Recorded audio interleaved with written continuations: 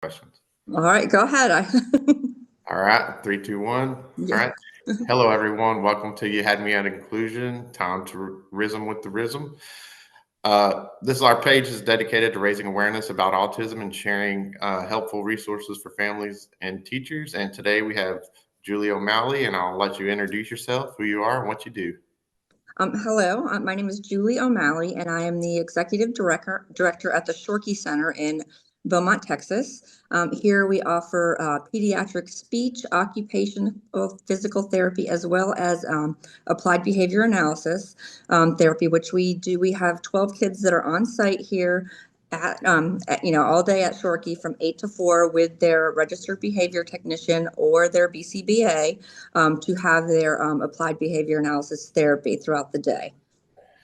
Okay, and a little background about me and where I'm at with it, what we're doing. I don't know very much about autism, so I have a lot of questions, and I want to know and learn about it. So my questions are going to be based on someone who has little to no education or knowledge on the subject.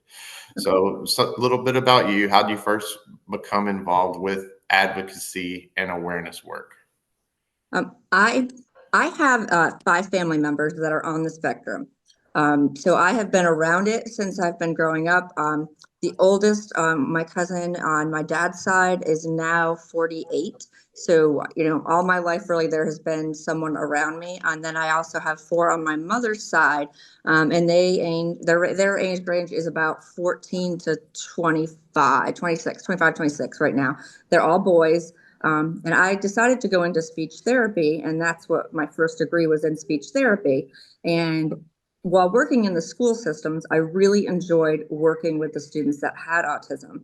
And so I decided to take a job at the West Virginia Autism Training Center. And then for 20 years, I was there strictly working with kids and adults in the community who had autism. Okay, really good. I just led me right into my next question. So when you say autism, I don't understand exactly what the spectrum is and Mhm. how it's used and what that means. Can you Okay. help us understand that? Absolutely. So it was, we had autism, and then we also had, which you've probably heard of as Asperger's, which was a higher functioning of autism. And it is, you have some problems maybe with eye contact. Sometimes there's problems with speech, not always. Sometimes they're very fluent and they have great speech, but their intonation is wrong, or they just keep mimicking a book or a story that they read. So they are talking and they're speaking, but not communicating, essentially. So that the big things are lack of socialization, lack of communication, and then also stereotypic behavior. Flapping their arms, sometimes toe walking, sometimes weaving, just depending, some type of behavior that they're doing to seek stimulation. And it was, as I said, Asperger's was kind of a higher functioning. They've done away with Asperger's now, and it is covered under the autism spectrum disorder. And there are 3 levels, level 1, 2, and 3, with level 1 kind of being those Asperger's kids and adults who are, highly functioning, sometimes mostly can live on their own, whereas 2 is a little bit more involved, and then 3 is needing, significant help to get through your daily living. That was a really good explanation. So, what are some of the common misconceptions that people have about autism that you encounter, and how do you address them? I think one is, if someone has a lack of communication skills, thinking that they don't know the answer, they may have an answer in their head that is better than the answer that I'm trying to get out of them, but they cannot orally tell me. So I think a good way is to use pictures to ask questions and let them answer, let them write on a board. There are a ton of different devices. With iPads now, there's a ton, you can communicate using an AAC device. And so there's a lot of the speech therapists now use them. And it is amazing what we can unlock with some of these kids who are nonverbal. And I was told once by a principal to give up, that he doesn't know anything. And I worked with this kid, and he was so bright, and he had no oral language, but could tell stories, answer questions. on his little device, his little iPad device that he had. We were in the school in his room, and the PTO was cooking popcorn. He brought his device over to me and he typed out, "I want popcorn," because we could all smell it. And they were like, "Oh my goodness," and they really thought that he wasn't understanding, cognitively, that he was very low. And it was the absolute opposite of that. So I think that if they're not answering how you want to be answered, you need to give them another way to answer your question, to let you be aware of what they know. Does that make sense? Is that too much? Yes, it does, and it kind of leads into the next question. What kind of resources and support systems have you found the most helpful for yourself, your family, and your community? Um, I think a great resource is other families that have been through it, that have been in the trenches. We have a family support group here once a month, and the support that they give one another is amazing. It's great. And there are a lot of, there's some blogs, some websites. Really try to stick. Like, I love the CDC's website because it is factual. It's all fact based. You're not going to go on there and read about some miracle cure, and that's, I really like to stay true to the CDC website. But I really do, lean on parents who have been there, who have been through the education system, who have been, been through the IEP process, who has been through, getting their child, helping their child get a job. I mean, job interview is so important. And a lot of the adults on the spectrum just it's really difficult for them. Interview skills are very difficult and they do not come easily. So they have to be taught. So really just leaning on people who have been through it is what I would say. Right. So, you said a lot there that's really good stuff, Mhm. and I guess it made me think about something I read from the CDC's website, that a lot of people with autism hide their they try to hide their what their autism, right? Mhm. So when it comes to inclusion and including other people, is that something that you've noticed too? Is that if someone's maybe a little higher functioning and they know how to start to hide all their, uh, whatever. They they do, and especially girls and women, because I think that we are innately programmed to be pleasing, and we're more communicative generally than men are. So girls, I think, really have a hard time. They get diagnosed later. There are a few of them that are diagnosed. So especially in girls, I think that they really can mask it, a lot easier. But I want people to be true to themselves. And in my classrooms, in my meetings, if there is someone who, whether they have autism or not, if they need to get up and stand in the back of the room, if they need to have a fidget, if they want to be on their bouncy balls instead of a chair, give them those modifications that they need to be successful. And nobody should hide who they are. And they deserve to have what they need to make themselves be the best that they can be. Okay, so that was really good. So let's say you have a inclination that you may have it, autism, Mhm. but you haven't been properly diagnosed. And I'm in Beaumont, what would that process look like? You would go to you could go to your medical doctor, or you could go to a psychologist. And it is, I mean, there's no blood test, there's no X-ray.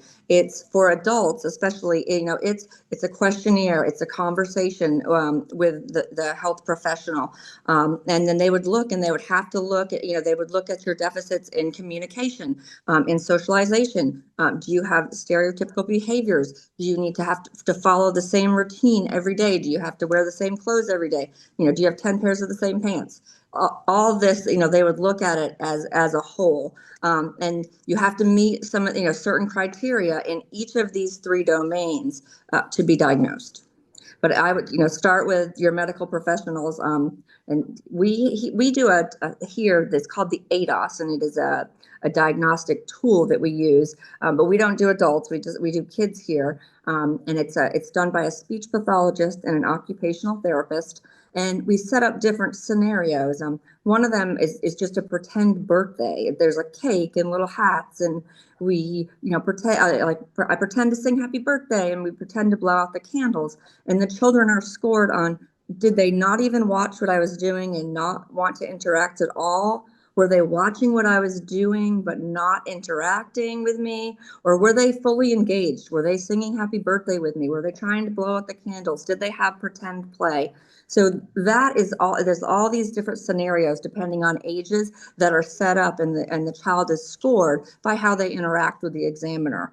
And then that goes back to their pediatrician. And given the score that they receive on the ADOS, then they are either given a diagnosis of ASD or not.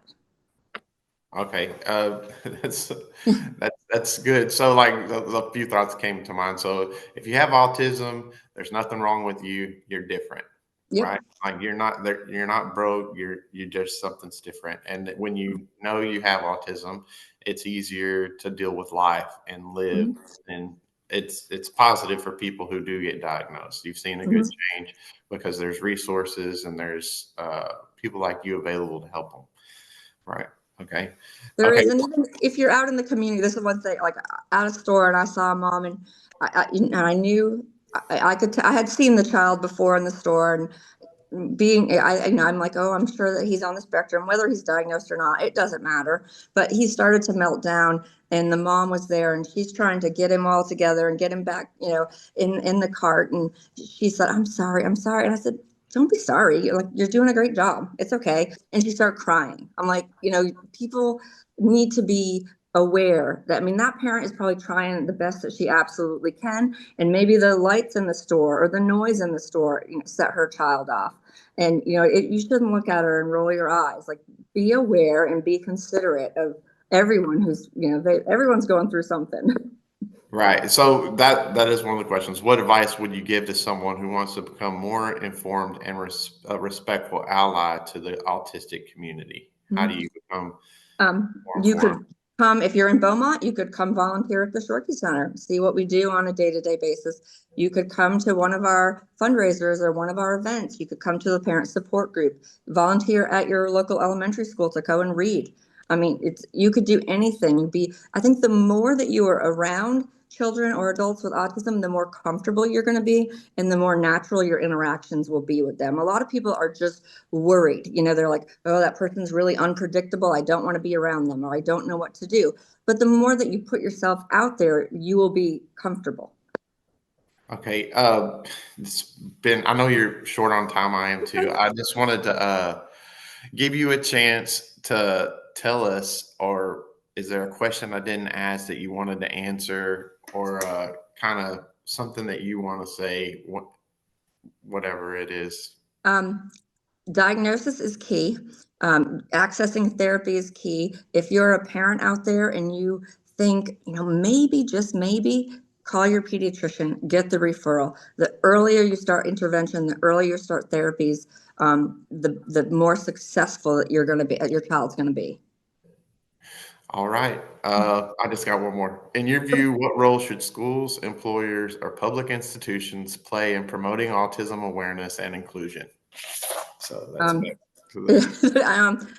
be supportive and always be inclusive. Everyone's involved. If you are having a sporting event, have there be a quiet room where they can go to if the noise get overstimulating. I know that some of the stores in Beaumont on Sunday mornings have a quiet time to shop where there are not PA announcements and the lights are dimmer. So, really try to be accepting of that. There needs to be more of that, because even, walking into a Walmart or Target, sometimes the lights, the sounds, the smells are too much. So if we can find a time and find a place that somebody can come into our store and have a better experience, then we should be providing that. Right. So some simple accommodations can go a long way. Absolutely. Yep. All right. Well, thank you very much for taking this interview on short steps of time, and you did a great job. So thank Thank you. you. Thank you. Tell Ginger hello. I'll tell her hello. All right. All right. Thank you. Bye-bye. Bye bye. Hey everybody, Randy here. You had me at inclusion, time to rhythm with the tism. I'm 44, and to be honest, I didn't grow up knowing much about autism. It wasn't a topic discussed in schools or workplaces. However, I'm on a journey of learning, and the more I discover, the more I realize how crucial it is to understand autism, not just as a diagnosis, but as a remarkable way of experiencing the world. Autism spectrum disorder, or ASD, influences how individuals communicate, interact socially, and process sensory information. It's called a spectrum because it appears differently in every person. Some are highly verbal, while others use unique forms of communication. Some thrive on routine, while others flourish in spontaneity. Early detection can truly change lives. When autism is identified early, especially in children, it opens doors to personalized support, therapies, and educational strategies that allow them to thrive. It's not about fixing anyone, it's about embracing their needs and strengths. Support networks are vital. Families, educators, healthcare providers, and community organizations all play essential roles. Resources like speech therapy, occupational therapy, social skills groups, and inclusive classrooms can build confidence and create lasting connections. For me, dedicating time to research and share these resources on this blog is part of my commitment to learning and advocacy. By sharing what I find, I hope to empower others to embark on their journeys while holding myself accountable to my own. Together, we can create a world of understanding and support. So let's get into what autism actually is. Autism spectrum disorder, or ASD, is a neurodevelopmental condition. This term refers to a condition that affects the growth and development of the brain, particularly in areas like communication, social interaction, and sensory processing. But here's the key: it's a spectrum. This means that autism is as unique as the individuals who experience it. Some may be very verbal and social, while others may communicate in non traditional ways or prefer quiet, structured environments. Some may experience sensory sensitivities, while others might seek out sensory input. Understanding this individuality is key to respecting and supporting those with autism. Autism isn't a disease, and it's not something to be cured. It's a different way of experiencing and interacting with the world. When we understand this, we can move away from judgment and towards empathy and understanding, fostering a more inclusive society. If you want to explore more about the symptoms and challenges associated with autism, I've included a link on another slide to the CDC's autism page. This page is a wealth of information and it empowers you to learn more and support those with autism. The resource breaks down early signs, developmental milestones, and ways autism might show up across different ages. It's a great starting point for anyone who wants to learn more or support someone in their life who may be autistic. So let's talk about how autism is actually diagnosed. This part surprised me when I started learning because it's not a quick test or a simple moment. It's a process. Usually, diagnosis involves a team of specialists like developmental pediatricians, psychologists, or neurologists who look at a person's behavior, communication, and developmental history. They may use tools like ADOS, which stands for Autism Diagnostic Observation Schedule. It's basically a structured way to observe how someone interacts and communicates. But here's something important: a lot of people don't get diagnosed as kids. Adults, especially women, people of color, and folks from underserved communities, are often overlooked or misdiagnosed. That's because autism can show up differently depending on the person, and many people learn to mask their traits to fit in. So, diagnosis isn't just about checking boxes, it's about understanding someone's lived experience. And the earlier we can recognize and support autistic individuals, the better we can meet their needs and celebrate their strengths. Let's dive into the amazing spectrum of autism and the incredible individuals it encompasses. Autism touches the lives of people across every race, gender, background, and age, showcasing a vibrant mix of experiences and perspectives. According to the CDC, about 1 in 36 children in the US is diagnosed with autism. But this figure is just the tip of the iceberg. Many adults live with autism, often unaware of their neurodivergent identity due to a historical lack of understanding and diagnosis, especially among those who don't exhibit the typical traits. It's essential to recognize that women, people of color, and individuals from marginalized communities are often misunderstood or misdiagnosed. Many have learned to mask their true identities to blend into social and professional environments, a strategy that can be draining and detrimental in the long run. When we ask, who has autism? It's crucial to broaden our perspective beyond just diagnosis. Autistic individuals thrive in every community, profession, and age group. By acknowledging and celebrating this rich tapestry of lives, we empower ourselves to create inclusive spaces in schools, healthcare, and throughout our everyday lives. Together, let's champion diversity, understanding, and inclusion for everyone. Let's talk about autism and who it affects. April is Autism Awareness Month, and World Autism Awareness Day falls on April 2nd. But honestly, awareness shouldn't be limited to just one month. It's something we need to carry into our everyday lives. This month is more about just wearing blue or posting a graphic.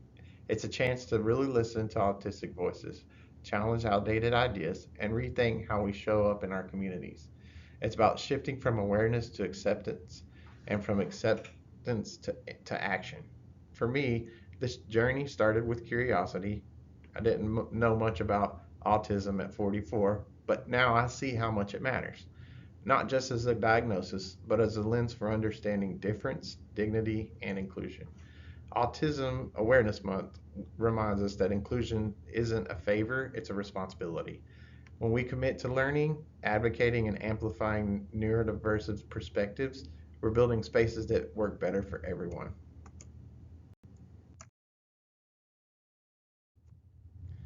Let's take a moment to talk about some of the biggest misconceptions around autism because they're everywhere and really shape how people are treated.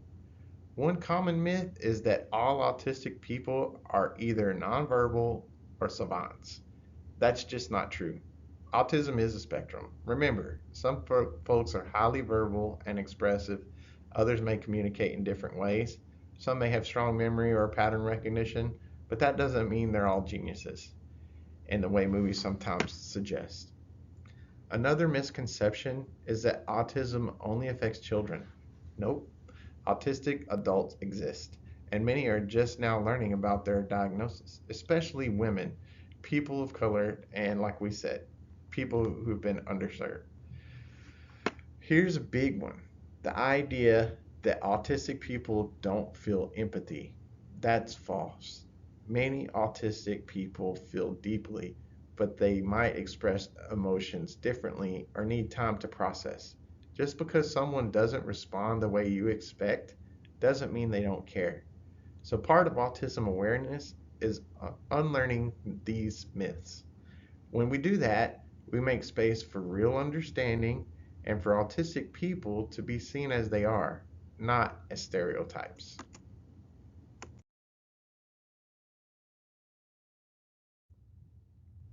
So let's talk about inclusion and why it's not just a nice idea, but a real necessity. When we talk about autism inclusion, we're talking about creating environments where autistic people can thrive, not just survive. That means recognizing different communication styles, sensory needs, and social preferences, and making space for them. Inclusion isn't about fixing autistic people to fit into rigid systems, it's about adjusting those systems so they work for more people. That could mean offering quiet spaces, using clear language, or being flexible with deadlines and expectations. And here's the big thing: when we design for neurodiversity, we often end up helping everyone. More clarity, more empathy, more flexibility. These are good for all of us. Inclusion also means valuing autistic voices, not just in advocacy, but in leadership, education, and decision making. It's about shifting from tokenism to true participation. So when we say inclusion matters, we're really saying dignity matters, equity matters, and building communities that honor difference isn't just possible, It's powerful. Information in this presentation was gained from these resources and web pages. Thank you for viewing, and don't forget to like and subscribe.